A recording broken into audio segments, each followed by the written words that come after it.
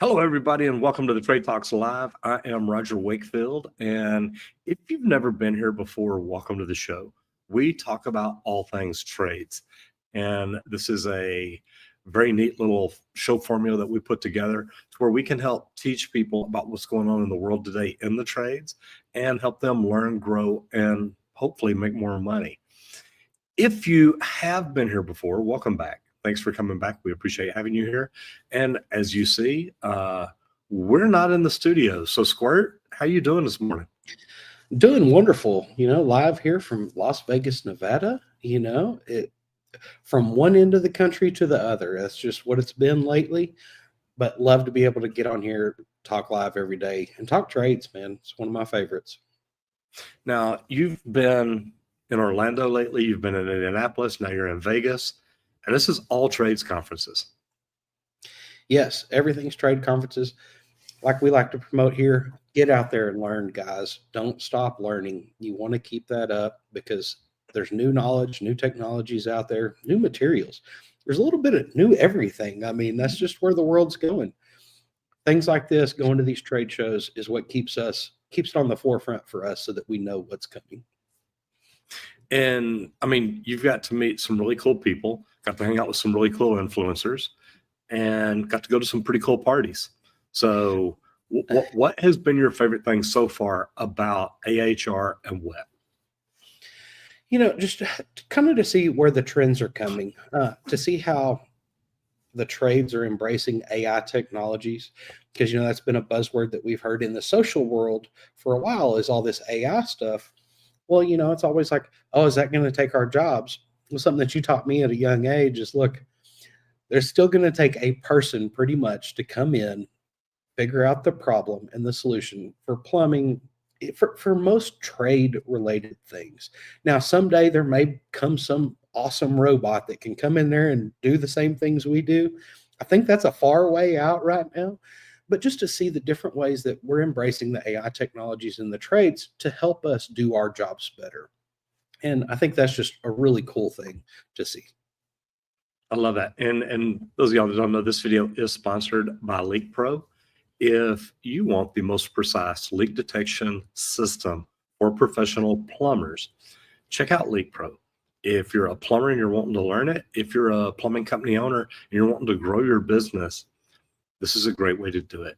I have studied multiple different type leak detection equipment, and this is the one that when I found out about it and tried it and touched it and listened to it, I was like, oh my God, I love this. So we are sponsored by Leak Pro. If you want to find out more about it, go to www.leak-pro.com. And what good are tools if you don't know how to use them? If you want to learn about the training, you can also check it out on the website, or you can give Squirt a call at 1-8888-LEAK-PRO. So love to hear from you. So Randy, we're going to jump into the national news. Construction industry employment trends, and we know what's trending. We need more help in the trades, but let's talk about it because you've pulled up some pretty cool information here. Yeah, so it's overview. In January of 2025, the U.S. construction industry added 8,000 jobs, reflecting a modest growth compared to previous months. But this brings the total construction employment to approximately 8.3 million. This is the highest it's ever been since early 21st century. And that's kind of huge. And I know that's a lot with population growth, things like that. More people, we need more workers. Obviously, we need more buildings. We need places to live. We need more buildings to actually work in and do our jobs.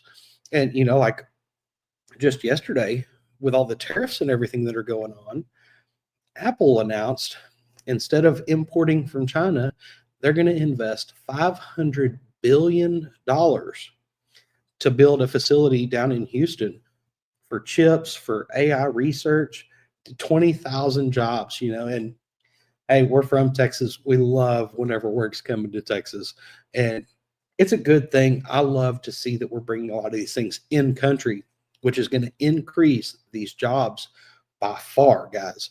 So if you're not in a trade yet, like we heard some stories of some doctors, some people in med school that have changed, shifted, got into the trades, and they're excelling in the trades.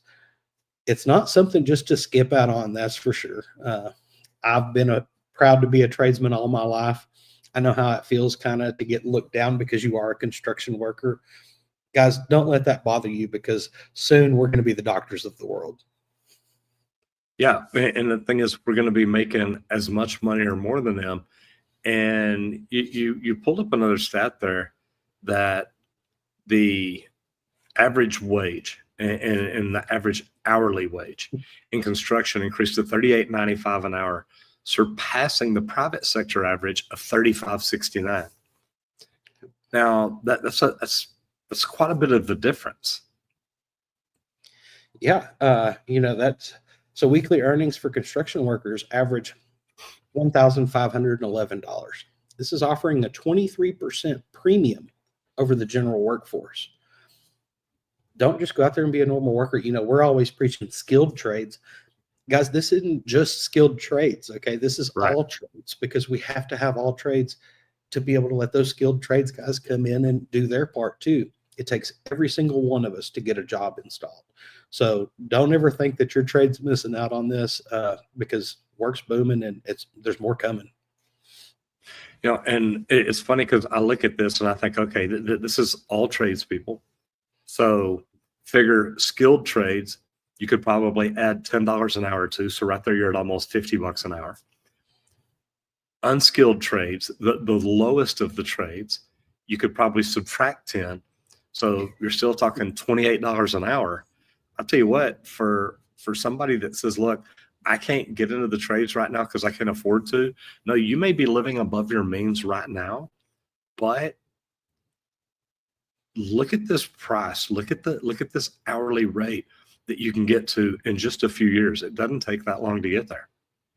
That's it. Sometimes it takes a little bit of a reset, a little bit of a back step, and kind of, rice and beans and rice, baby, if that's what you got to do for a little bit, because it's out there, guys. Like, that was something that I had to look at whenever I was young about getting in the union. I loved it because there was a structured pay rate. Well, guys, the way construction's going, there doesn't have to be a structured pay rate right now. It's going up. And that's the only you're going to make direction more money. Yeah. So Mhm. that's kind of huge.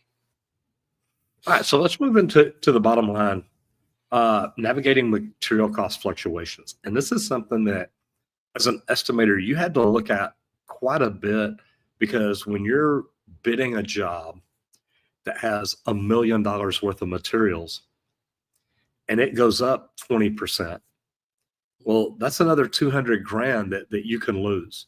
So how did you look at fluctuations? And I know it wasn't as bad as it is right now, but I mean, still, that there were price increases when you were doing this. There were some times shortly after COVID, whenever pricing was good for a couple of hours, there were sometimes they were like, look, I can't even uphold my price for an hour. Okay. I'm only guaranteeing you 59 minutes. Okay. If you go over that, it's no good anymore. And something like that, like, the best way that we went about that, whenever it was so crazy on prices, being very clear to the customer, look, here's the price right now. Would you like us to carry an allowance for fluctuating prices? Because we're not going to be held responsible because the prices go up. And as long as you're kind of clear on that, it's really good. But it takes a lot of communication with all your vendors, your suppliers, on locking in that price. Local sourcing is really big. I found some local guys for us. Well, I worked in kind of a specialty industrial space. So for stainless tubing, I had one of my suppliers, he built a new warehouse. He bought tons of tubing and threw it in this warehouse. He goes, look, the prices are going up. I locked in at this low price. I want y'all to use me. I want to supply y'all. I've got the cheapest material out there right now, because here's where everything's headed. So I know you're going to be calling me in a month or two. So to find some of those local guys that do things like this is huge, Mhm. and create a great advantage for you on your projects. Now explain really what local sourcing is. So like, so for me, we're in the Dallas area kind of on my construction projects. Well, luckily over in Arlington, just a few cities away, a guy had built a big warehouse. that is locally sourced. He gets everything right there in the warehouse, not, oh, I got to bring it in from around the country. I got to do all this stuff. It's there in your backyard, just about. That's a locally sourced supplier. And if you make great connection with that person and a good relationship, they're going to let you know things like this and just things to look out for. They're going to let you know materials that are going to be on the rise and increasing. They're going to let you know anything that could be coming down in the future too, which I don't see anytime soon right now. Yeah, I don't know that we'll ever see materials come back down. Normally, once they go up, they stay up. I mean, it's the same for labor. If a plumbing company looks at his numbers and says, gee, we need to raise our rates, and he raises the prices, chances are they're never coming back down. I don't care if you hire a guy that's cheaper. It's like, well, we're already charging this. No point in changing that now. So materials are the exact same way. But it's just, I love the idea of locally sourcing because, look, a lot of us, we're dealing with the biggest plumbing supply companies in the world. So I see benefits to that, but you also look at locally sourced, you don't have to worry about what else is going on. Especially, I love it when the owner, the manager, whoever reaches out and says, look, these prices are going up. I've overstocked. So I'm going to be able to have it at a lower price. Just, use me. And man, if you're still trying to make numbers on a job, make a budget, that's a no-brainer. It's like, okay, we're in. Yeah, that was able to help us secure a few large jobs because we were able to lock in some early pricing on some things. Because I worked for a large company, so we typically cost a little bit more. So for me to be able to get that lower material cost really gave us an advantage. And this is it's something to really keep an eye out there on. And also, like, material alternatives. Is there something else that you could use that's going to perform the same and it's still like locally sourced, things like that? It's not going to create a delay in trying to get it either. So some of these are different things to keep in mind. Okay, so let's move into safety. And you've got focus 4 hazards. And one thing that we talk about a lot is that the fact that slips, trips, and falls are the biggest cost for construction companies. Because, and I'm gonna say construction, just trades companies, because even a residential plumber, service plumber, slips, trips, and falls walking in and out of the houses, going to the vans, different things like that. But you've got the top 4 that if we focused on these 4 hazards each and every day, we could probably eliminate a lot of the accidents on job sites across the United States. Big time. And I feel like these have kind of changed a little bit from 10 years ago, because I don't think that electrocutions was part of the fatal 4. It was like sprains and strains. I'm glad to see that that's disappeared. Maybe more guys are actually stretching before work. I hope so, because it really does help the body. But electrocutions has climbed up on this. And that's why I thought this was really good just to kind of bring out here now, because that's something that hadn't been there before. And like safety guys, we're always trying to, hey, slips, trips, and falls, sprains and strains, caught betweens, struck bys. These are the top 4. Well, now electrocutions is in there too. And I've seen it on jobs, bad things happen. But it's huge. And guys, these are the main ones that you want to keep on mind whenever you're walking onto a job site, because these are the ones that most people don't get to go home from that job site from happening. Yeah. So you really want to be aware of falls, tie off. Okay. So, like some jobs. Let's go into depth on these. Okay. Falls, slips, trips, and falls. What can people do to avoid this, to say, look, this isn't going to happen on my job today? First thing, keep a clean work area. Okay. Like, put a broom in that apprentice's hand if he's not doing anything.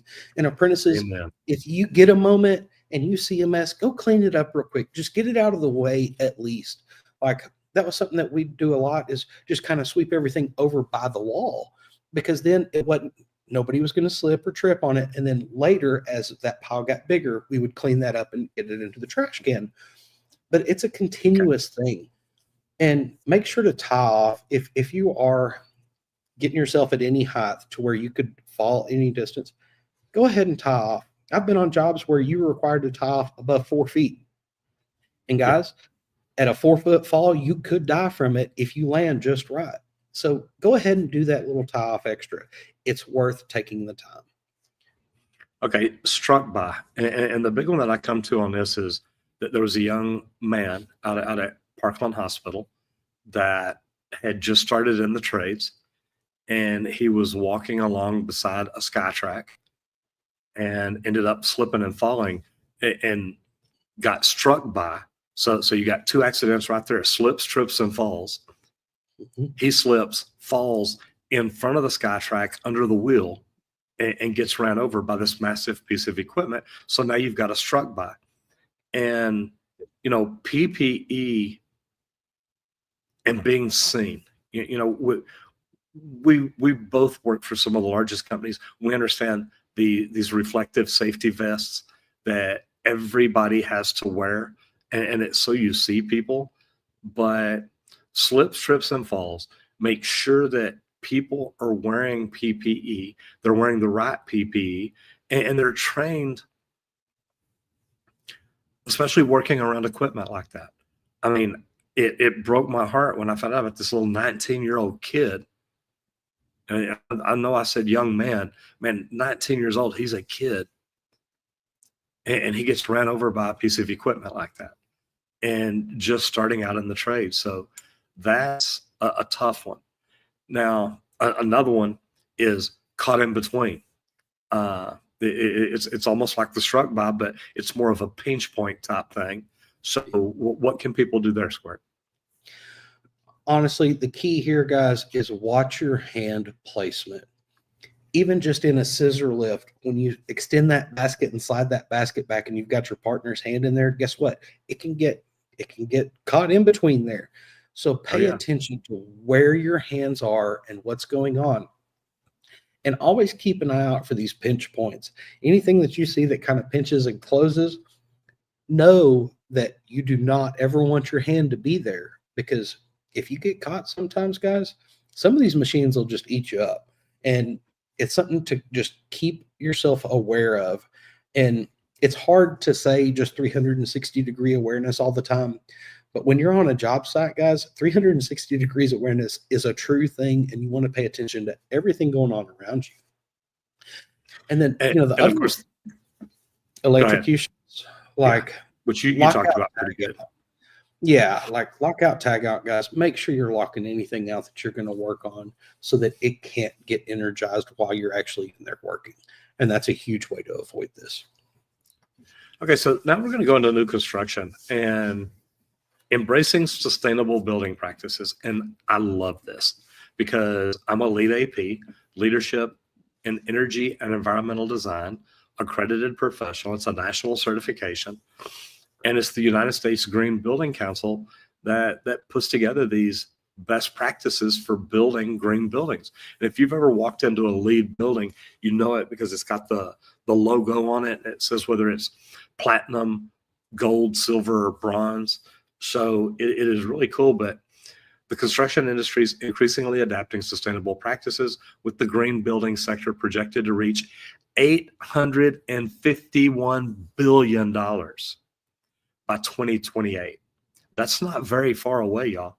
So to become a LEED AP, to become a green associate, to do things like this and learn how to do this, it's mind-blowing that more people don't do it. That's why when I was put on these projects, these LEED projects, and we had this list of stuff that we had to do per the book, and I'm like, man, I want to read the book. I want to know what this stuff means. I want to know why.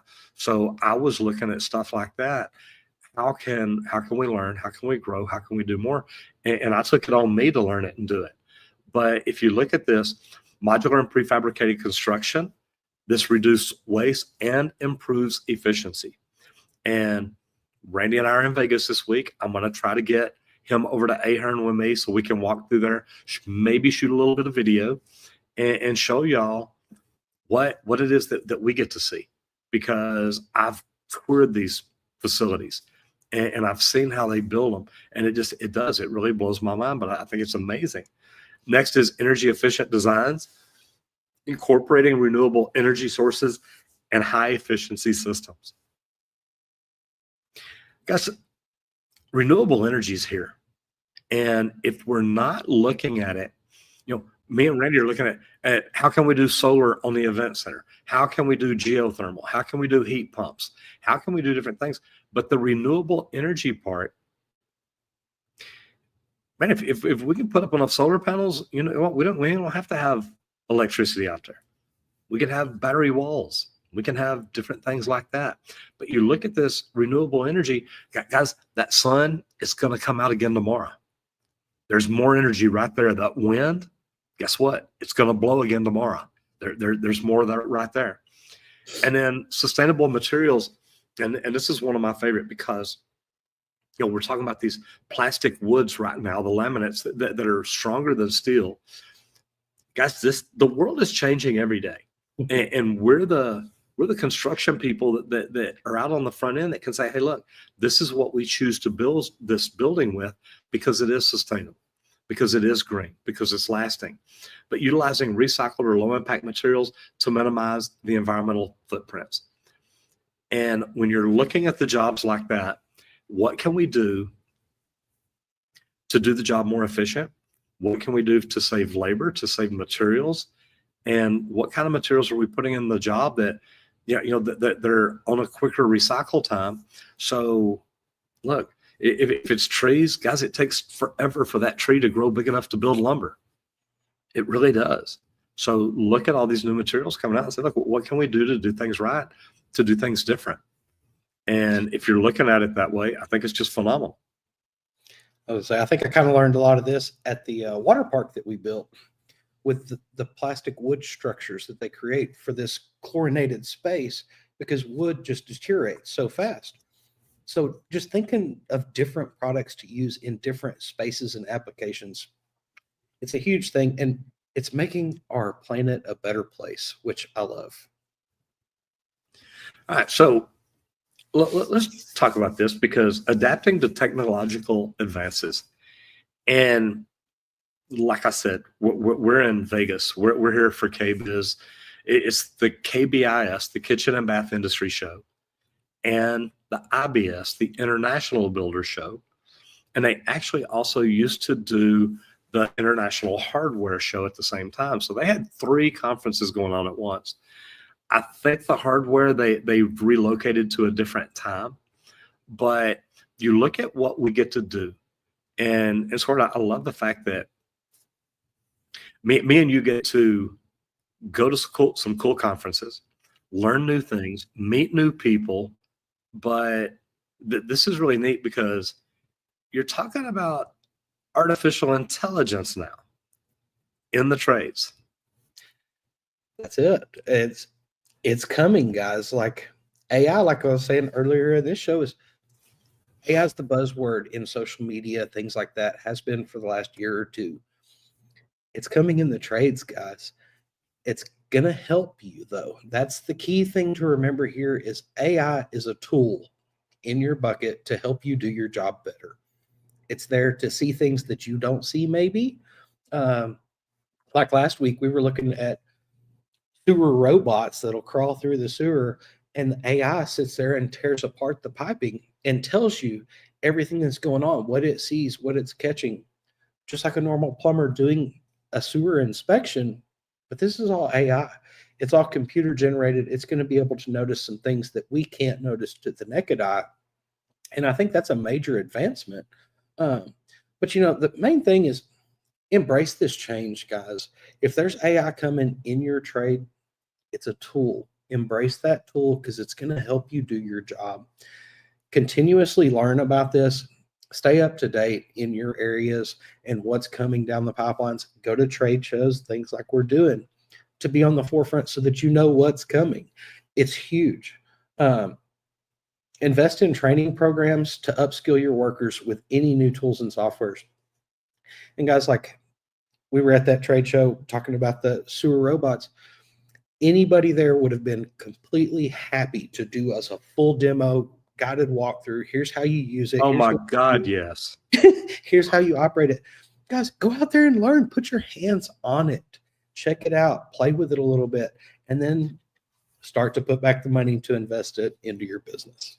You know, Randy, and you talk about that. Think about the underwater robot camera. Oh, You know, every time we went by there, the guy's like, "Y'all want to play with this? Y'all want to touch it? Y'all want to see what it does?" And it's like, no, man, I love watching mine, looking in the tank and just watching you go up and watching it down. go. Yep. You bet. And I mean, it's neat, especially with me being a scuba diver. I look at it and I'm like, oh my God, dude, you know how much fun this could be? You know, underwater, have it Yeah, crawl start through a a boat. cave. Yeah. It's like, oh my gosh, this is really, really neat. So I love seeing new stuff like that. But you've got to have an open mindset. And it's really neat because I got to hear a guy named Mike Filsaime speak in, oh my God, we were on the marketing cruise. And he was talking about growth and AI and YouTube and everything that's coming along. And the one thing he said is, he said, look, we're going to be able to eliminate a lot of low-level employees. Because what we really need now is we need managers that can communicate with AI. Because that's what's next. It's not just, and I mean, look, and I don't mean it's bad for anybody, but look, if you're afraid AI is going to take over your job, learn something new. Learn how to use AI better than anybody out there. And then you're irreplaceable. Because if I've got you in my office and you can use AI to make thumbnails, titles, outlines for a video ideas, you know what? I can get rid of 3 or 4 people. Don't mean that bad. Colton, Alex, I know y'all are listening. but learn to use AI. Because it is, Randy, it's to listen to this guy. And look, this guy that spoke is this, he's in this industry of creating and building softwares and programs and stuff like this. And then you go back and look at, I don't remember if it was Cuban or if it was Musk, who said the next trillionaires that we're going to be looking at, and he said trillionaires, not a B, a trillionaires, are the ones that can look at AI and make it do something that nobody's thought of right now. And look at that in the trades, guys, because there's not a lot of people doing stuff with it in the trades. But look at it and say, oh my God, if I had something that would do this, what would that be like? So neat way to look at it. It's like learning a new language, you know. Yeah. Speaking AI Absolutely. is a thing, guys, and it's a language that's coming. And it's good to know for sure. Yeah. So Squirt, go ahead and tell us about Leak Pro. So we want to thank Leak Pro today for sponsoring this video. Let's us come in here and talk trades for an hour every day. And that's what Leak Pro is really about, is supporting tradespeople. We build one of the best leak detection systems for professional plumbers. I build 2 pieces of equipment. I build a probe, which is more for your yard service from the meter to the home. I built a sidekick that has an aluminum rod. So when you go indoors and you're listening through a slab, it kind of eliminates that layer of concrete, or even the driveway outside if you've got a leak under there. But guys, that's the tools that I build. The key to it all, though, is knowing how to use them. And I do a 2-day in-person training just outside of Dallas, Texas, where you can come out. I've got 11 leaks under a slab, and I can run you through just about every scenario that you're going to hit. And you're going to leave there with the confidence knowing exactly how to go into a home and find a leak. If you want to check it out, you can visit www.leak-pro.com, or you can give me a call at 1-8888-LEAK-PRO, and we can discuss equipment or training and how it can help you in your trade. And I'll tell you what, it's neat because I think this is the most precise leak detection system for professional plumbers.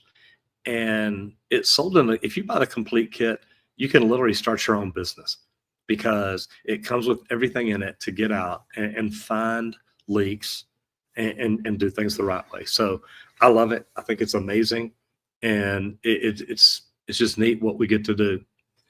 So let's talk about all trades, because I like this importance of site security.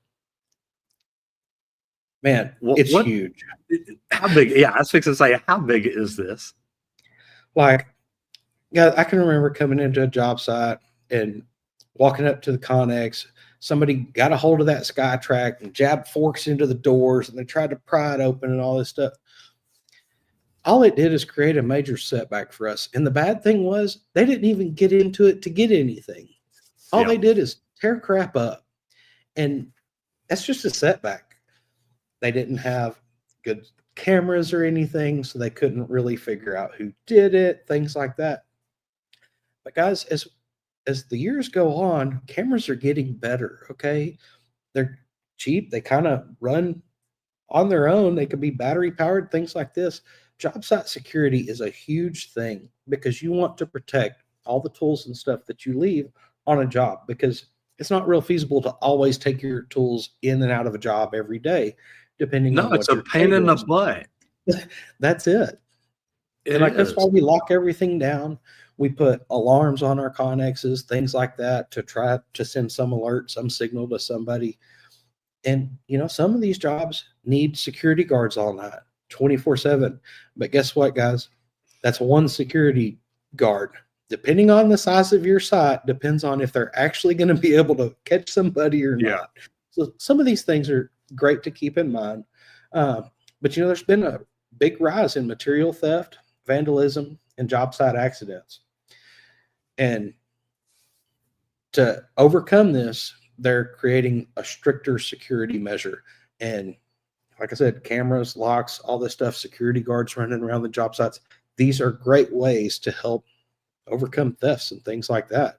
Like even you, I know that they tore into y'all's vans and everything, kind of ransacked. I get that from a lot of customers. Man, they broke into our shop and took $80,000 in tools.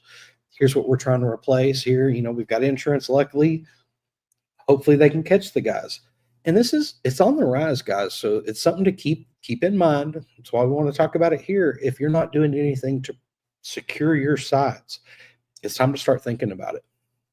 Yeah, and I love this. You're talking about site security, but I know that we had a big demo job, and we had a metal recycler come in and do a bunch of the demo work for us, and they hauled it off. They kept the scrap. They did all that.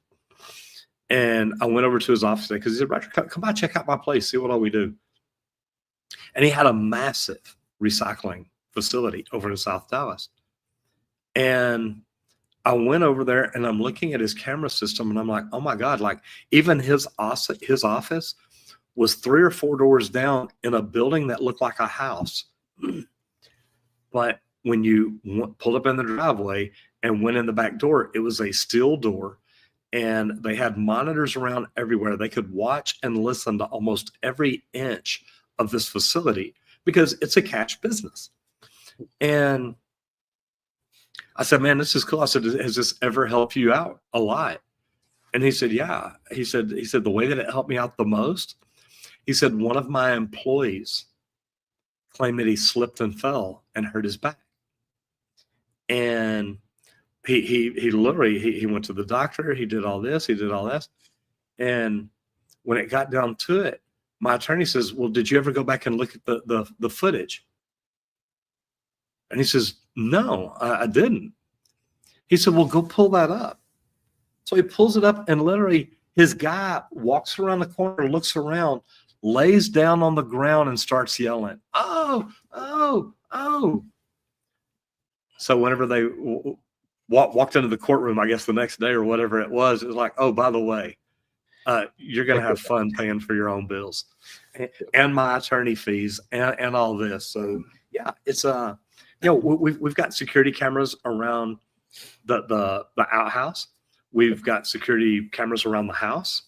And I mean, it's like, look, it's the world we live in today, but we've got to do this. Access control. You've got to implement badging systems to keep the right people on the job and keep the wrong people from getting on the job. So I look at the different stuff you've got here, and I love this. Surveillance cameras. Man, You can set motion activated cameras up. And guys, they're starting to put them on every freaking job site. You need to understand that. And surveillance cameras they let you see what people think that you're not looking at. Equipment tracking. We love this.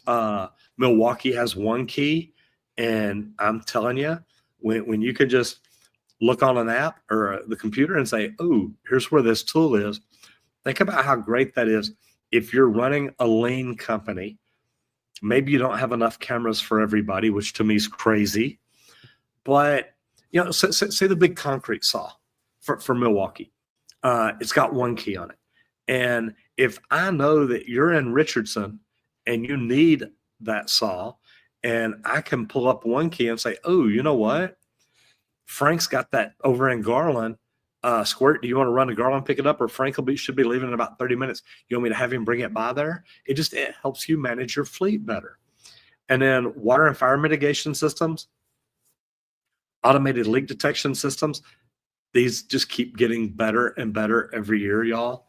That there's no reason that people should not have these installed in their houses. I was talking about it yesterday whenever I was speaking at Reese about, you know, being able to just literally open up the app and go in and press the button.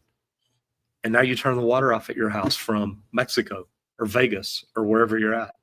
But when you look at stuff like this and how you can use it to help you grow, it's wonderful.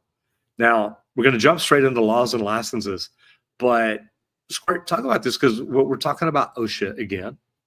Yep. So OSHA and state level agencies have updated safety compliance regulations for job sites, worker protection, and equipment handling, guys. This is huge. It's something I'm always happy about. I came up in the trade safety. I came up on the front end when safety was really becoming a big deal. So I got to ride the whole thing and learn a lot of these safety things. And it's, guys, just do it. If they say you got to do it, just do it. Is what I always figured out is the easiest thing. Just comply with it. But, you know, some of the major changes affecting tradespeople, more frequent safety audits on commercial and government funded projects. I love this. I like to be kind of upheld to following the rules and regulations, especially on job sites. No, you don't. You don't like that. Well, here's what I like about it, about complying. When that safety guy comes up and you're working in that shaft, the one thing I hated was, hey, y'all hold on what you're doing. Come here real quick. I do not like to hear that, because if I'm in the middle of something, no. I'm busy. So what I learned is just do everything they tell you to do, because then they come up and they're just watching and then they're like, oh, y'all have a good day. You're doing great. And they disappear. Mm-hmm.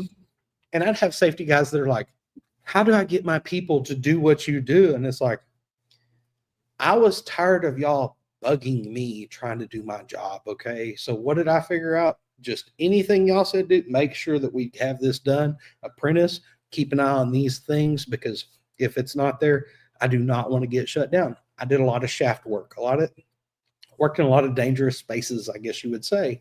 But as long as you're cautious and you pay attention to what's going on there, it's not bad. But there's some stricter PPE requirements for trades involving exposure to hazardous materials. This is going to be some of your smart vests, things like this. We see a lot of new hard hats and stuff. It's all out there, guys. If it can benefit you in your trade and help you stay safe in your environment, get the right PPE that you need. They are going to be coming more often now and taking a look to make sure that you are doing these things. But then also there's some new licensing guidelines for operating heavy machinery. Some states now require a refresher course every 3 years. I love this. Like I've operated tons of big equipment and everything. But guess what? Every few years, you want to be able to know, oh, wait, if it's this heavy, you need to back that forklift down a ramp. You need to do these different things. But just that refresher, that reminder of kind of the different things that you need to think about with some of these pieces of equipment is huge. And I love this, having a refresher. It's a great thing just to keep everything top of mind again, because as we know, safety should be the top of your mind. And here's the cool thing about it. It's literally, look, plumbers in Texas have to take continuing education because things change. Now, I'm not going to say a lot changes on heavy equipment, not really a lot of stuff that you would go over and something like that. But the thing is, at the end of the day, it doesn't hurt to spend a day or half a day going through training just to get refreshed. Say, oh my God, you know what? I forgot all about that. Anything that you can do to make you better, safer, and help you do the job right, to me, that's what makes it all worthwhile. So I do. I like this, and I like the stuff that they're doing. And investing in safety training is what most companies need to do in order to do things right. And it's just teaching your guys what's going on and making sure that they understand it. So to me, that's big. And that really talks about business and stuff like that. So we're going to go into business training here. But strategies for winning more bids in a competitive market. That's the only way we live, is in a competitive market, is it not? That is what construction is, guys. We are all fighting for the job. Okay. And it is a competitive market out there. We're trying to have our price be better than everybody else's, or to perform a service better than everybody else, so they're not scared to pay our price. And that's just how the world works. But competition is increasing for trade contracts, and businesses must refine their bidding process to stay profitable without undercutting their value. And that's what I'm saying is, when you provide a better service than most, you're going to charge more. And that's just part of it, because you're going a little above and beyond, and it's going to take you longer to do that than a guy that's cutting the corners, doing it the quick, easy route, which could possibly lead to injuries. And we all know any job site with an injury is not a good thing. It ends up losing money in the big grand scheme. And Randy, I want to talk about something here, because you and I were at a conference last November in Vegas, and a lady was doing a demonstration on the stage with an AI software she has.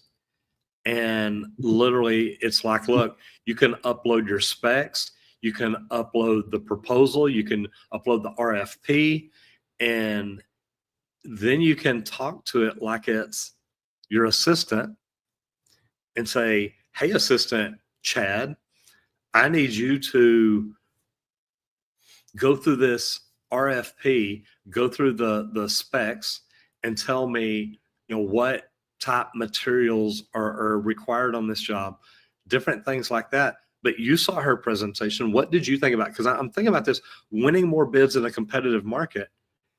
Man, if you've got AI bidding your work for you, and you've got a good manager, like I talked about a while ago, that knows how to use that AI.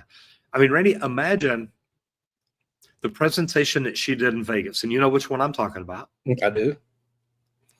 Imagine that. How many more bids could you do a month? I mean, or a week. Just say a week. I've had some spec books, 400 pages, 800 pages, 1,200 pages. I've dealt with some very large projects and some very large companies around the country on these jobs. So their spec books get really thick. To be able to save me the time of, okay, here's the system I'm doing, here's the equipment I need, oh, let me go open all these different spec sections. If I could quickly just type out my questions, hey, I'm doing this system. What type of material do I need? What type of joints need to be in that system? What type of equipment? Ooh, are there some alternative equipments that might save me some money? Bouncing these things off, and it's like building an AI assistant per job, per spec book, whatever it is that you can actually communicate with. Because as an estimator, when you're bidding these projects, you've got to dig into these specs in detail to figure out all the alternative things you can use. Like we talk about being competitive with a cheaper material that's still going to perform the same. Well, you could ask AI to search those things for you within all those specs, and it's going to quickly pull through that 1,200 pages instead of having to go try to find each section and break everything down, make your highlights and all your notes and everything. It's going to save a lot of time. And I don't know how much time I spent in spec books, but it was a lot. And it's a whole lot of reading. So like I would use search and find a lot to kind of help me sometimes, but if there's AI there to help you search and find all that automatically just by you asking the question, this is a tool to definitely embrace in the future. Yeah, and the tool we're talking about is Ask ROI. If y'all want to go check it out, the lady Aoife that was working and did the demonstration that day, she's still working on some things for it. But I'm telling you, it was amazing. That presentation, out of all the ones at that conference, that's the one that just blew my mind. So neat stuff. Now we're gonna get into vehicles here, and what I like about this is something that I never did personally, but you're talking about pros and cons of using a trailer for your work setup and commercial vehicle safety tips. So using the trailer for work setup, let's talk about that. So a lot of tradespeople debate between using a work truck and van alone or adding a trailer to their setup. And something I really like about trailers is you can kit them out for specialties. We always promote having some specialty that your company's really good at. You're the go-to guy for those different things. Like let's leak detection, for instance. You can have a small trailer just kitted out for leak detection things, for water, for sewer, for everything. Have all the test balls, everything you need in that one trailer. And anybody doing leak detection can hook up to that trailer and go. Like we talk about, trying to track down all these tools. Well, you can have trailers for every different scenario if you want to. And what this is going to do is it's going to lighten up the load that you're dragging from job to job. And you don't have to have every single tool for everything on one truck or one van. So I kind of like this option. But trailers offer additional storage and versatility. Now, there are some pros and cons to it. And, like some of the things that I like about trailers: extra storage space. It's ideal for carrying large tools, ladders, materials that won't fit in that van or in a truck bed. Now we know you can get pipe racks, things like this, because if you can just load that trailer up, drop it somewhere, and shake the materials out, it's a really good thing, and it's an advantage over some other things. Specialized tool organization, custom shelvings and racks. You can get an enclosed trailer that's nice and neat and pretty, to where it's not just your van that you're constantly working in and out of every day. It's a trailer, so it's all nice, neat, organized. Just like we used to kind of do for job trailers for our Connexes. We'd have shelving built out per job because it didn't matter. It was worth that time up on the front end to organize everything so everybody could quickly find stuff. And Randy, I like Yeah. that, and I like the idea of it, but then you got to worry about parking, maneuverability, trying to get it. If you work in downtown Dallas or something like that, that's a pain. So that's a tough one. I was going to say there are some cons there for sure with the trailer. Absolutely. And somebody tried to steal our trailer one time, and that's the one we caught the guy. I mean, I got him on video, so it was really, really good. But they're easier to steal than the trucks. And I mean, in a truck, they normally just try to break into it. We've had them do that too in the trailer, but it's not good because it makes it easier for them to get to your tools. But then the last one is the increased fuel consumption, because it costs a lot of money to drag a trailer around, especially in stop and go traffic all day if you're out in a city where it's like that. So that can be tough. But at the end of the day, I do see the benefits of it. And I like having it, like you said, as a specialty trailer of, hey, look, we've got this trailer for our underground, our dig crew, whatever it is, man, you got the right tools and setup in there for them. And then one other con that isn't on here: some people don't know how to back a trailer. I grew up in the country and kind of got to run around the pasture with a hay dolly on the back of a truck and learn how to reverse a trailer, because it's way different. If it's not something that your guys can handle, trailers may not be the best option for you. So that's something to also keep in mind there. And luckily I hauled hay growing up. So when I was young, that was a big deal, driving a truck, hauling hay, but you had to learn how to back that truck up too.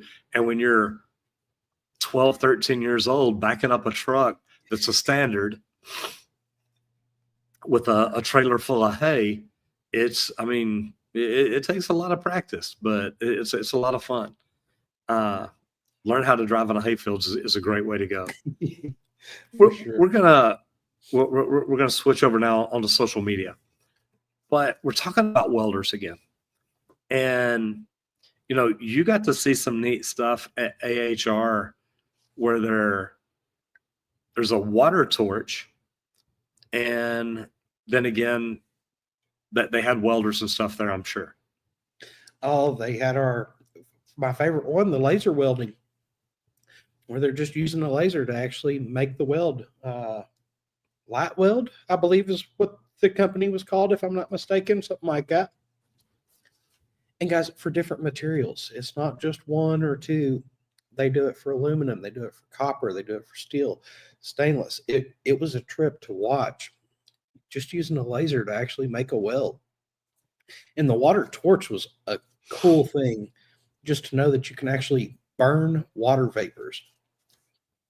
Listen to that. Burn water vapors. I wouldn't ever thought. I want one of those. I want us to figure out. Yeah, it'll be cool. You there? I am. Are you? Good. One of us is starting to fade, or maybe both of us. Yeah, but the Wi-Fi just all of a sudden went down to like nothing, it looked like. Okay. I'm still showing 2 bars here. Okay. Yeah, mine came up to 2 now. I want to find out about that water torch, though. I want to do some research. I don't know if you got any documentation on it, any paperwork on it. I'd love to find out about it and see if we can get it in and shoot a video on it. Yeah, no, I figured so. Yep. I figured so. But let's talk about Pacific Arc Welding. They're on YouTube and Instagram. They share high quality welding tutorials, equipment reviews, and real world job site applications. They talk about MIG, TIG, stick. God, is there any other welding or is that it? No, PVC welding, sure stick welding. Yeah, I was going to say there's some other stuff. There's more out there for sure. And it's neat because they focus on precision and efficiency. And look, we're all about doing things right, so that's right up our alley. That's it. So they have a recent highlight: TIG welding aluminum, the biggest mistakes beginners make. And guys, if you don't know, aluminum is one of the hardest things to weld because it disappears so fast. And the biggest mistake beginners make is like me trying to weld it. I know better. That's a mistake. Yeah, for sure. Big mistake there. Big mistake. Yes, big mistake. Oh, I can weld anything. Here, I'll do that. Oh, sure, absolutely.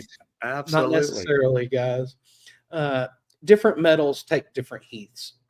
Like stainless is kind of easy because it can take a lot of heat. Steel's a little less. Aluminum is way less.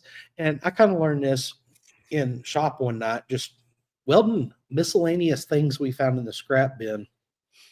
And you start to learn different metals do different things and take different heats. And, oh, this is a little thicker. That's a little thinner. How do I weld these two together? And there's this fine line. And kind of going through these guys' socials and learning different parts and different ideas and techniques is huge. Because I've been around so many welders, and guess what? They didn't all weld the same. Okay. Almost never. Like, it was always just a little different. Now, I'd get some of those super prima donna welders that are like, okay, here, we're going to do this way. We're going to do this way. And they would look identical. And it's like a stack of dimes, as we would call it. But I do like TIG welding. It's comfortable. It's clean. And that's one of my favorite parts about it. But then also, I learned from one of my really good welders, you can freehand TIG too. It's not just walking the cup. You can actually just take it and use it kind of like a welding rod and just sit there and slowly work it. And I was like, holy cow, that's really neat. And then if you are on a job, ask a welder if he's got an extra hood you can throw on and just kind of watch a little bit. It's one thing I do love about social media is you get to see a lot of things. But man, there's nothing better than, let me just throw a hood on and watch you for a little bit to see how you do things. And it's really cool. And my favorite is they show these real world scenarios because, man, I have put some welders into some tight spaces with mirrors because they couldn't see what they were welding, and they're just reaching behind and around and looking at a mirror over here while they're welding back behind them. It is so wild at some of the scenarios and situations we get put in. And to show that on socials is awesome to see what some of these welders are out there doing. It's really funny. I remember the first time I saw a welder with 2 mirrors welding. Yep. And I'm like, what are you doing? And he said, I'm welding. And it's like, dude, I have never in my life. He said, well, it's the only way you can get to it. And it's like, wow. So yeah, pretty neat stuff. Pretty neat stuff. But what is it that you really like most about the Pacific Art Welding's social media? Honestly, What you're doing? they offer precise, easy to follow welding tips, and that's huge. Like welding can be very confusing, but if you break it down very simple, it can be simple too. Like I remember learning to strike an arc with that first stick rod. It's so hard, but then somebody's like, hey, just strike it like a match and then hold it there. And once they said that, I tried it and it's like, oh my gosh, that's so much easier. Like, what were y'all telling me before? What was I even thinking trying to do this? Yes. Like, oh, just strike a match. Okay. Oh, this works great. But then some different welding, you don't want to strike it like a match. You want to push it, tap it, and then hold it just right before you get going. So there's different tips and techniques. And if you can lay it out in a simple to follow way, a lot of people gain from that knowledge in there. So I want to ask you a question from yesterday. So we're going to go into the best questions. But my thought is, and this is something you and I talk a lot about because people reach out to us wanting coaching or help or advice or things like that. But what's the best way to transition from working for a company to owning your own trade business? Because, I tell a story whenever I was an instructor in the union. I'd ask the kids the first night, how many of y'all want to be a good plumber? And they all raise their hand. Okay, how many of y'all want to be a foreman? And about half of them raise their hand. And how many of y'all want to be a superintendent? And only half of them raise their hand. And that number kept getting smaller and smaller and smaller. And then you get to the end, you say, well, how many of y'all would like to own your own business one day? And all the hands go back up again. And, I'd explain to them, well, you need to grow through a foreman and a superintendent and project manager, all that, in order to run a good company. But what do you think? Somebody that works for a company now, if they wanted to start their own business, what's the best way to do it? I think start small, get some side jobs that you can do in the evenings or the weekends to get you started, to start learning the business aspects of it, the fundamentals. As a worker at the beginning and then stepping into estimating, it was like the main reason I wanted to do that is I wanted to know everything that it took to go into a job to figure out that price. There's so many things that we don't know as just workers because there's extra charges and fees, and we've got to have insurance that you got to account for, tools breaking, things like this. You have to have some money in the jobs for these things.